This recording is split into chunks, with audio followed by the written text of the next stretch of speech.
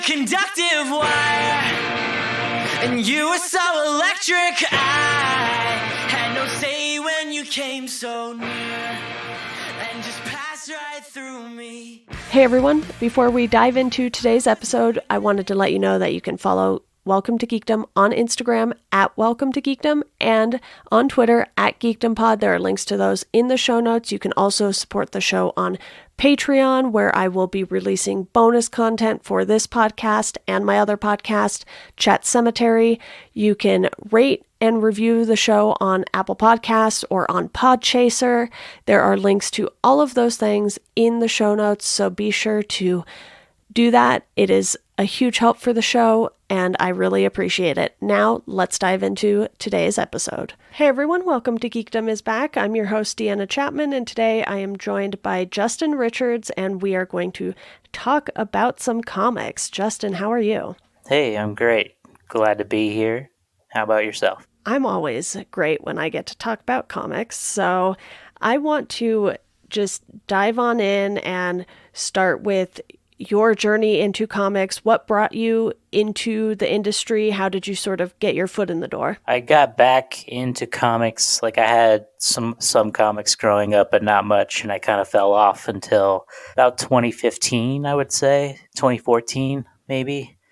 And I just went to my local shop and started checking stuff out, and then got asked to be on a podcast, and so got to reading a lot more indie books, and that's when I really fell in love, was when I found indie, Image and Dark Horse and IDW and all those, even, Aftershock and of course Vault, where I did my first book at, which, I got there after reading enough and loving the craft enough. I made friends with writers and editors and talked about how to go about getting in or trying to get in and pitch something. And I got super lucky and landed my first pitch. And the rest was history. With Vault, we did Finger Guns, my first miniseries.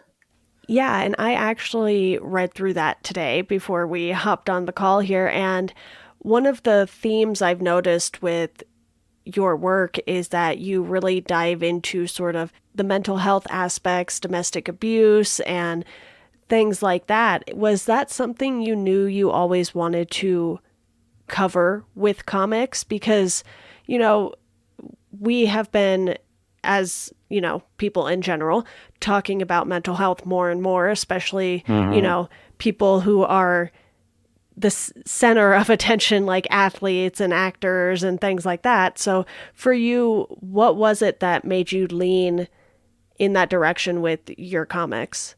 It's a really good question. As far as with Finger Guns, that just kind of happened, and it kind of went that way naturally.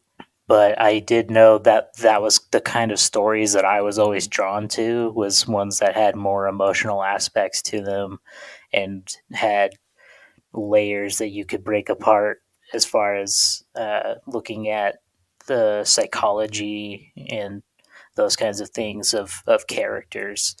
So once I got to recognizing that more, I realized that I was going through those things, and then I really wanted to tell more stories about that and highlight mental health and the struggles that we all go through, because I know that trying to suffer through them alone is the worst. And so that's why I did my zine, A Silent Night, last year on Kickstarter, which was all about depression and anxiety. I got a bunch of really talented friends to help me do some art for it. It was really great.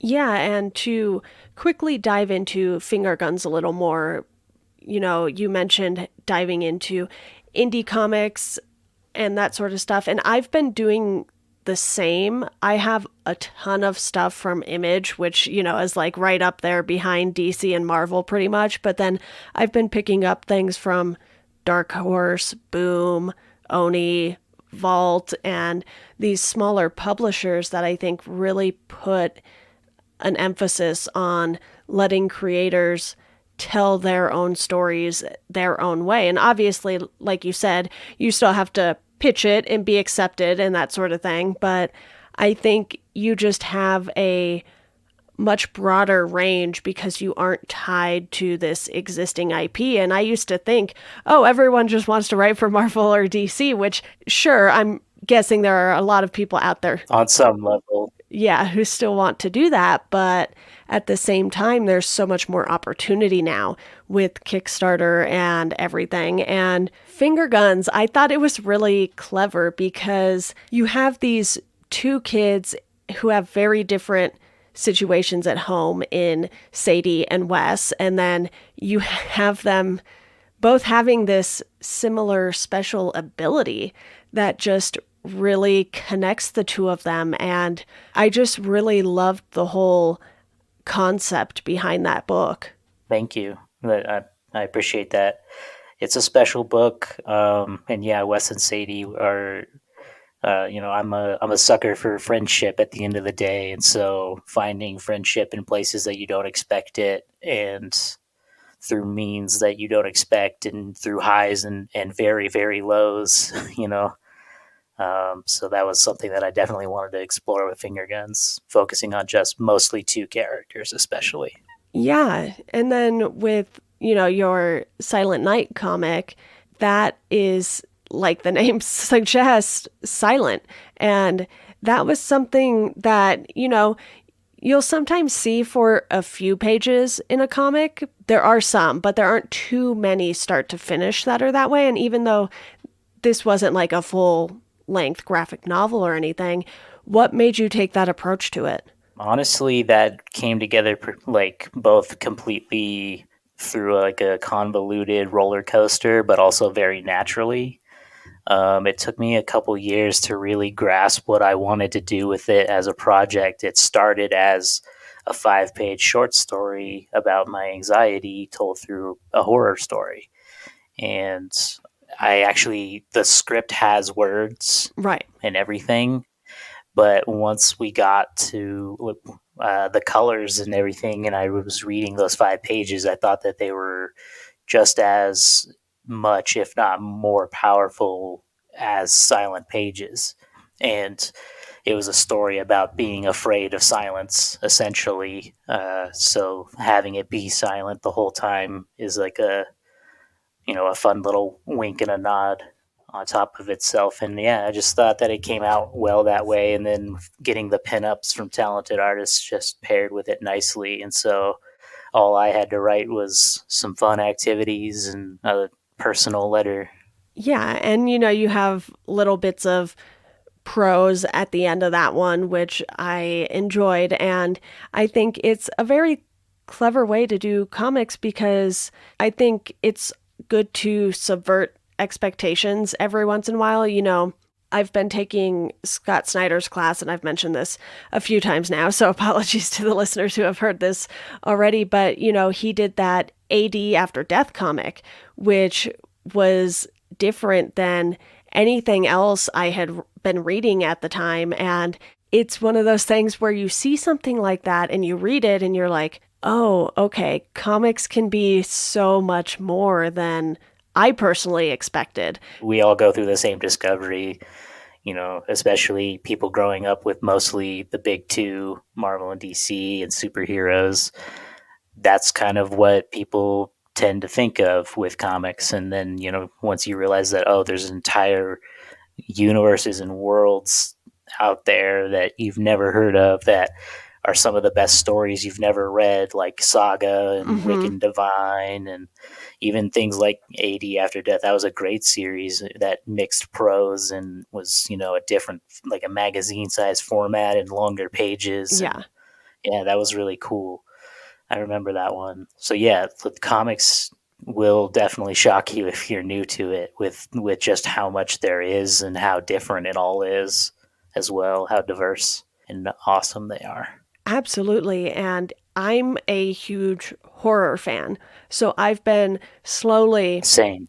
dipping my toes into some horror comics. And I really started getting into it when DC did the Hill House comics with Joe Hill. I have read all of those except for Plunge, I want to say. And, I had been familiar with Joe Hill because I have been hosting a Stephen King podcast for the last 3 years. So I had read a little bit of Lock and Key, which, Lock and Key blends the horror and the magical and supernatural and Yeah. all sorts of things. But when you look at horror comics, Tales from the Crypt and like House of Mysteries and those older comics were sort of the standard, Creep Show even. And now Yeah, those DC comics back in the day. now you have things like Something is Killing the Children and a ton of the stuff like that Scott Snyder and James Tynion IV are doing is just Yeah. amazing. Have you read Witches? Scott's Image book, Witches? That's one of my favorite horror series that was out there. Yeah, and you can do so much with the comic book format.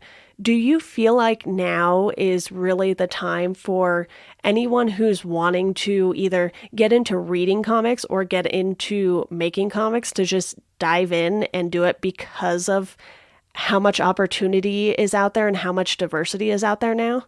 Absolutely. You can't see it right now, but I am nodding my head along as you speak. Yeah, you're 100% on the mark as far as I'm concerned. As a reader, there's so much. I guarantee you there's a book out there for you, a comic specifically, whether it's horror or romance or, slice of life, anything, space, sci-fi, it's all out there in any way that you want. You just got to find it. And then as anybody who's out there, dreaming of making it, you can absolutely do it. You can do a web comic and draw 1 page a week yourself, or try to do Kickstarter like I've done, like I did for A Silent Night, and like I'm doing right now for my next book that we'll get to talking about soon. Yeah, and to just dive in with Kickstarter, this episode will be airing after your Kickstarter has closed, unfortunately, since I have a bit of a backlog to get through. But tell me about why you took the Kickstarter route, how you got that set up, and what the book is about too.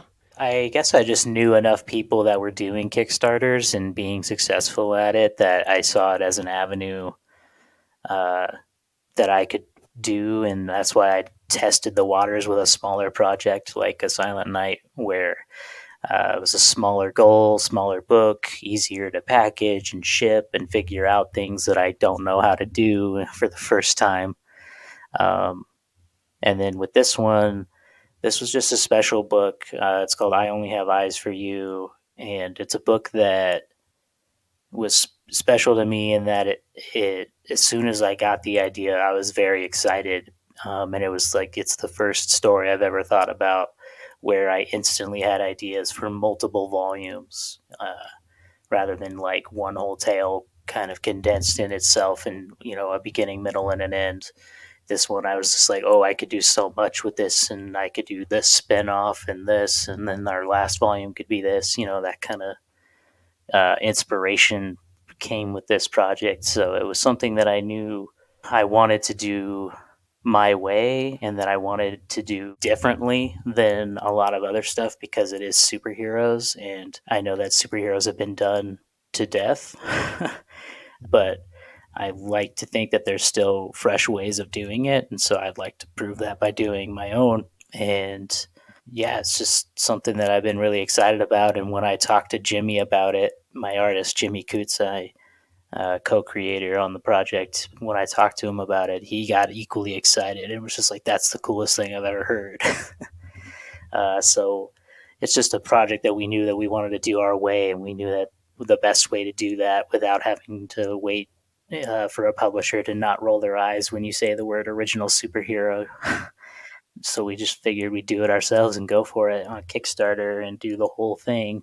That's great. And I'm sure it certainly feels, a little empowering doing it that way. But, we've seen superheroes work outside of Marvel and DC, and Mark has an entire superhero universe and it works well. And you have things like Saga that are just not superheroes, but these big, expansive worlds still. And I think people really want that stuff because, you know, you look at Ed Brubaker and Sean Phillips, for instance, and they do a lot of like crime, noir, Western kind of stuff, and it works for them.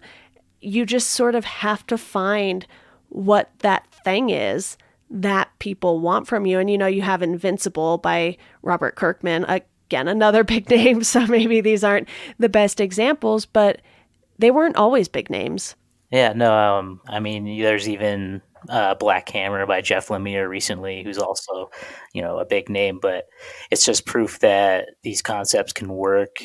Anything that can be done by a quote unquote big name can be done by a small name, because just as you said, all of them were smaller names at some point or no names. I mean, Robert Kirkman lied his way into The Walking Dead, so. While we are not recommending lying necessarily, No. there are ways to, have your work come out in different formats, like we said with AD After Death. It's not your typical comic book format. And then I haven't read it just yet, but I recently bought Dragon Hoops by Jean Luan Yang. And that one, just the jacket on it is amazing because it feels like a basketball. Like, you can get creative with stuff that you might not think matters, but as someone who loves basketball, I was stoked when I picked that up. Nice. Yeah, that's the best. One of the better parts about Kickstarter is even a book, if you get something to image, like if you're lucky and it's a really popular book, you can get like a hardback, and that's great. And those are awesome. But yeah, a lot of stuff, like I was just had my eyes on a campaign on Kickstarter that was a book with a full 5e campaign attached, full on role-playing Dungeons and Dragons style, with all the lore and characters, and you could buy the miniatures and all kinds of stuff. It's really cool. Yeah, I backed a ton of stuff on Kickstarter the last 2 years, especially because I knew it was going to be a good way to help creators. And I obviously get comics in return. Who can complain about that? And I noticed that I was just like backing a ton of stuff, and I was like, oh, this is all going to hit in 30 days. Like, you're going to get charged for it. And I was like, maybe I just calm down a little bit here. But you can get lost in Kickstarter just looking at all the amazing things that people have going on. Absolutely. And I think it is a fantastic, fantastic way for creators to put out the stuff that they want. And while I'm not going to say don't have an editor, I think you will have more flexibility if you hire someone on a freelance basis or something, instead of, working with IP again, like I mentioned earlier, and, having sort of this box that you have to play in, which is still cool, but, you might not get to do all the things you want to do. Yeah, I absolutely had a great time doing my book with Vault and working with Adrian Wassel on that as my editor. He made that book as good as it is. Like, I made, he and I worked together on that hand in hand. Like, I wrote it, but we did. I think the first issue had at least 4 drafts, if not 5. Yeah.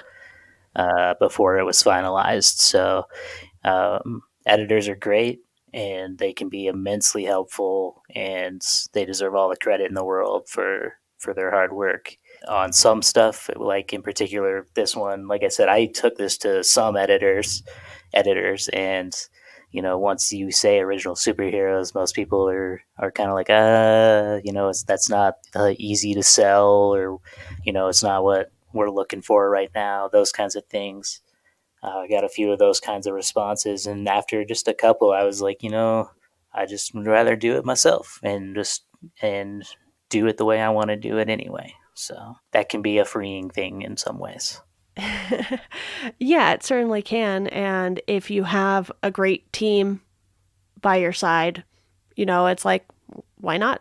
We'll just go and do this ourselves. Yeah. And you see a lot of creators doing that now. But Justin, for you right now, what is your favorite thing about indie comics, whether it's completely indie through Kickstarter, creators are pushing it all on their own, or, even like you said, through Vault or Boom or some of these smaller quote unquote indie studios. Yeah, it's hard not to just cop out and say all of it. um, uh, I really do love where comics are going as a whole. I am especially interested in the Kickstarter aspect of things because like I said, I had a great time working with Vault.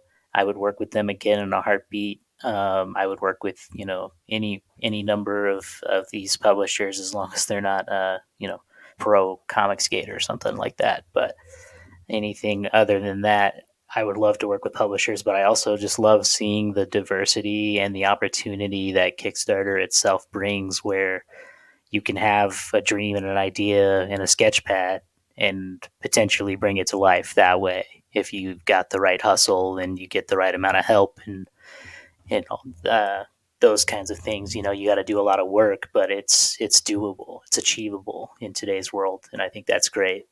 Whether it's through web comics or Kickstarter, or even I know Comixology is doing digital only originals, which I think is pretty cool.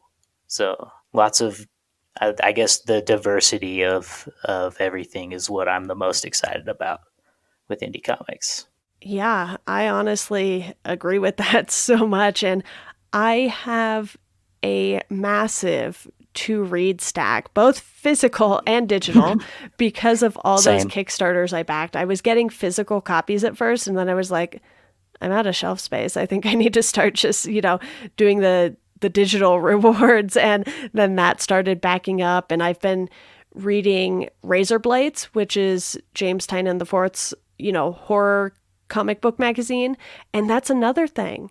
Yeah, I just got the latest issue. My friend Liana Kangas did a story with James in that. It's the very first one in the newest issue. It's really good. Yes. And since you brought up Liana, I will tell everyone that I also did a podcast episode with her. Nice. So go listen to that one as soon as you're done listening to this one. But yeah, I've just noticed talking to more and more people who are working in comics that creators feel so empowered right now. And we're seeing that through Kickstarter, through the Substack deals, through all of these different things, to bring it back to Scott Snyder again for the 800th time here, because I love his work so much. He has a Comixology original deal, and he's putting out I've lost track of how many titles. Right now it's a few. There are a few that are coming out right now, but next year is just going to be so many. Yeah, the full announcement was for 8 projects, I believe, at once. Of what they signed and announced at once. They're, like you said, they're going to come out more serialized, but yeah, 8. Yeah, and I know he had a head start on those and everything, but it just broke my brain with how busy he must be. Oh yeah, I mean, especially he's teaching that class now. I know he's doing less DC work these days, but obviously he's filling it in with other work, and that's great. Good for him. I'm really stoked to see what else he can do. Yeah, because it's not like when he was doing DC stuff, he didn't have any creator-owned stuff. There was still American Vampire in 1976 coming out, which obviously is through DC, but is not like DC continuity. It was Vertigo, I think, at least for American Vampire. Yeah, and then now it's on whatever the new version of Vertigo is, Black Label, I believe.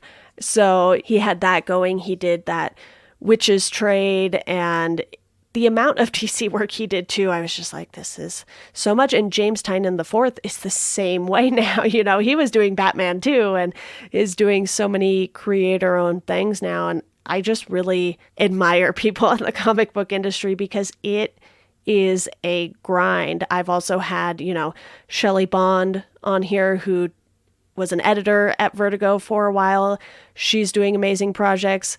Vita Ayala, they're doing a lot of cool things. And I love Vita. They're awesome. Yeah, and I have been fortunate enough to talk to so many people at varying levels too, that to have this commonality of people are just getting to make things that they really love right now, even if it is, for instance, Vita working on static. And there are so many different ways that I think the comics industry is changing right now. Is that something you've noticed, especially, since the start of the pandemic? Yeah, I would say I saw seeds of it starting to happen, well before that. You've got really good, diverse names out there like Vita Ayala. They've been working in this industry for a while now, along with like their close writing partner, Danny.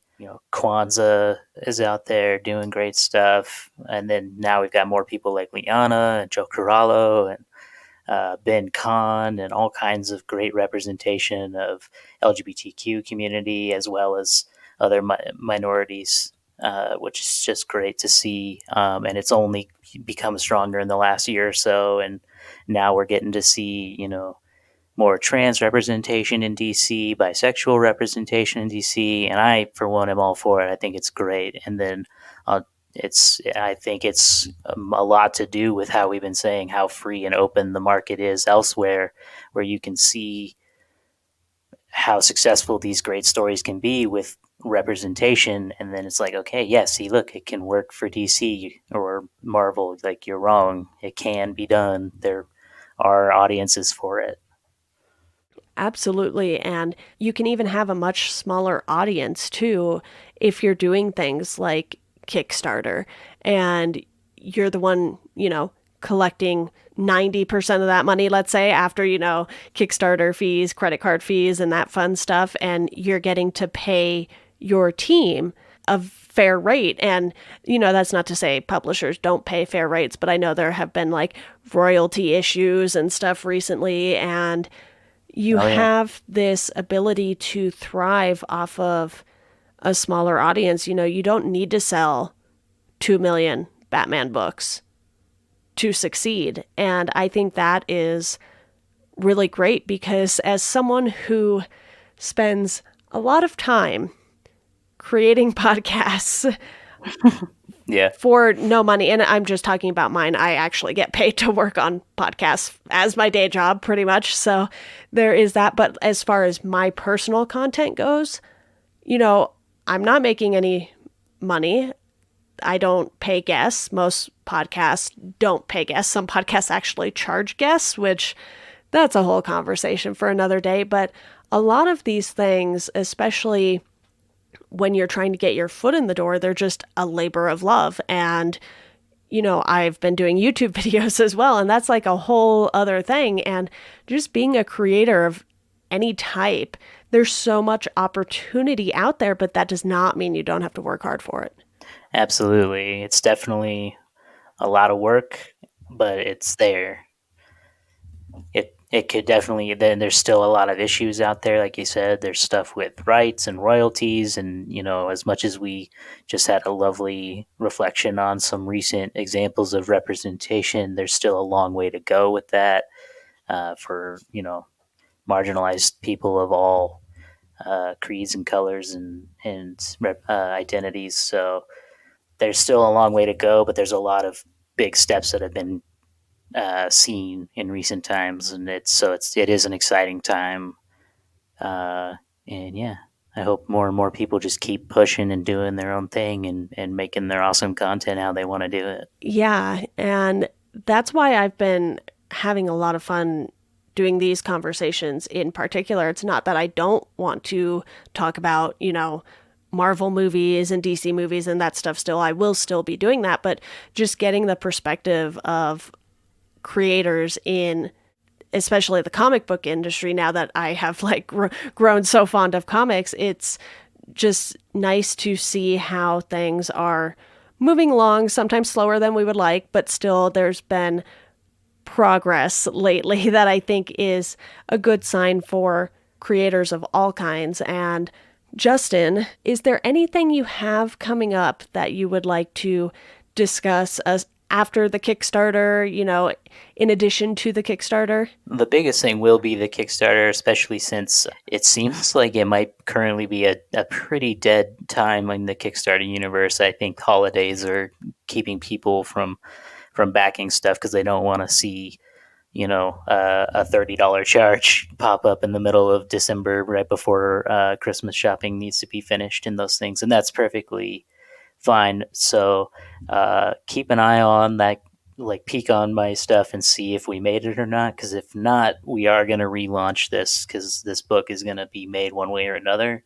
But we'll just do it in March when the holiday season is more over and we have more time to make even more rad art to show off for it. So I Only Have Eyes for You is definitely going to be a big focus of mine. But there are other books in the works.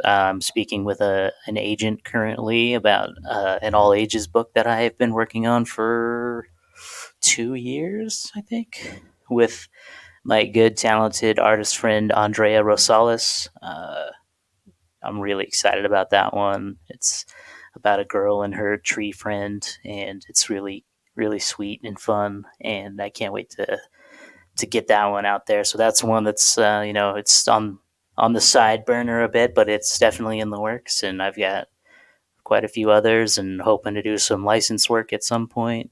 So yeah. Amazing. And are there any comics you've read recently that you would like to recommend the listeners check out? As far as like I am just like you with a very large to read pile. But one that I did read front to back with almost not putting down was Slaughterhouse 55.